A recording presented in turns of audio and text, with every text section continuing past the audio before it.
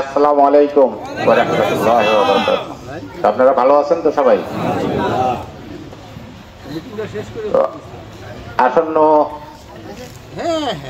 উপজেলা নির্বাচন কেন্দ্রিক আজকে আমাদের 2 নম্বর ওয়ার্ড কর্তৃক আয়োজিত এই পথসভায় আমরা সবাই একটা উদ্দেশ্য করে আসছি, সেটা নির্বাচন। এবং কার জন্য আসছি সেটাও আমরা জানি মনে হয়, নাকি আমরা সবাই জানি? তো আপনাদের অনেকেরই হলো মন খারাপ হয়ে থাকে। কি জন্য মন খারাপ হয়ে থাকে আমি ঠিক বুঝে উঠতে পারি না। তো ইতিপূর্বে যারা বক্তব্য দিছে, ছোট বড় ভাইরা, তারা অনেক কথা বলছে এবং সুন্দর সুন্দর কথা বলছে। তা আমি বেশি কথা বলবো না, শুধু কয়েকটি কথা বলবো। এই প্রার্থী কে? আল মাসুম মোর্শেদ শান্ত। আমাদের কি গর্ব? কই মনে হচ্ছে তো না। সব থেকে আনন্দের বিষয় যে আমরা গোপগ্রাম প্রত্যন্ত অঞ্চলে গরিব দুঃখী মেহনতি মানুষের মতো এলাকায় অজপাড়াগাঁয়ে বসবাস করি। আমাদের জামাই হলো এই উপজেলা নির্বাচনের প্রার্থী আল মাসুম মোর্শেদ শান্ত। তাও হলো আপনাদের তাঁতি সম্প্রদায়ের, নাকি? আমার মনে হয় আজকের এই আয়োজনে not only 1 number 2 number 3 number 9 number কোন তাঁতি সম্প্রদায়ের লোকের তো আজকে বসে থাকার কথা না। আমি তো তাঁতি সম্প্রদায়ের।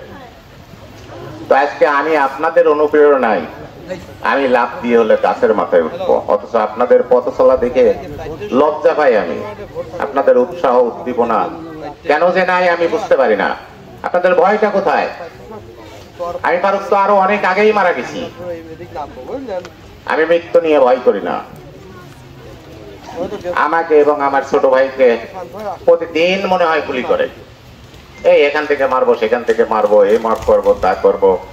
সাথে আরো কিছু ভাই আছে, সাদ্দাম আছে, আব্দুল্লাহ আছে, সুবহান ভাই অনেক দুঃখে ভরে কথাটা বললো।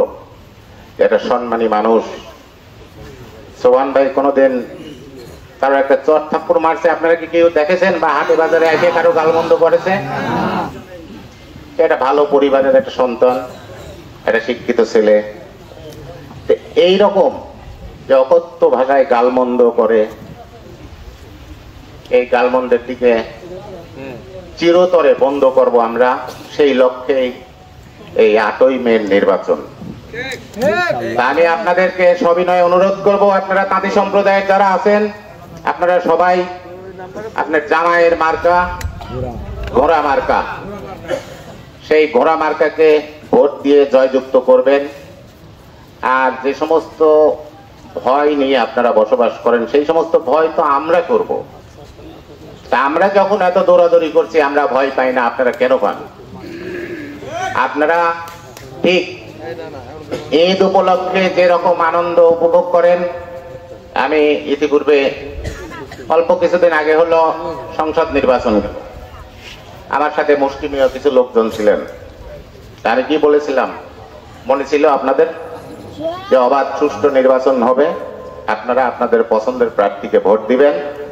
এটা নিয়ে কি কোনো কেন্দ্রে বা কোনো জায়গায় কোনো ইয়ে হয়েছে?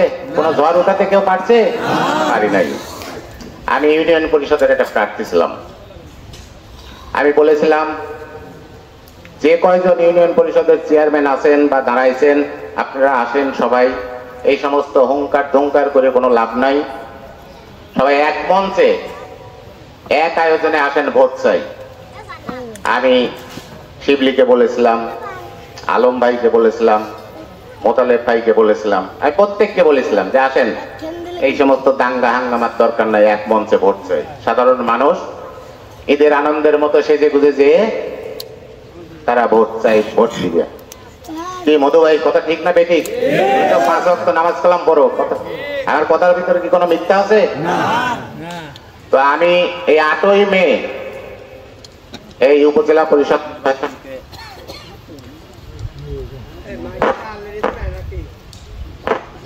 এই ইকো দিয়েন না।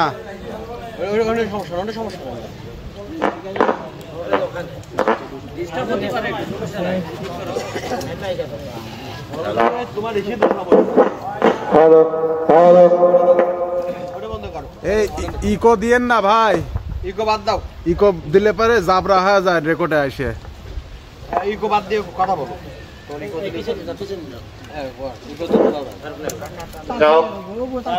যান্ত্রিক ত্রুটির কারণে হলো একটু বিচ্যুতি ঘটছে, আপনারা কিছু মনে করবেন না, মেতে উঠবেন। এবং এই গোপগ্রাম থেকে যে জয়টা শান্ত ভাইয়ের জন্য আমরা উপহার দেওয়ার চেষ্টা করছি, আশা করি সারা খোকসাবাসী বুঝতে পারবে যে তার শ্বশুরবাড়ির এলাকায় আসলে সে জামাই আদর পেয়েছে। আমি আপনাদের সবিনয়ে অনুরোধ করব, আমরা জামাই আদরের মতো তাকে মন খুলে, মন থেকে উজাড় করে আমরা তাকে ভোট দিয়ে জয়যুক্ত করব এই গোপগ্রাম থেকে। আপনারা কি সবাই একমত আছেন? আপনারা শুধু এই গোপগ্রাম না, এখানে যারা আছেন তাদের খোকসা থানায় অনেক আত্মীয় স্বজন আছে।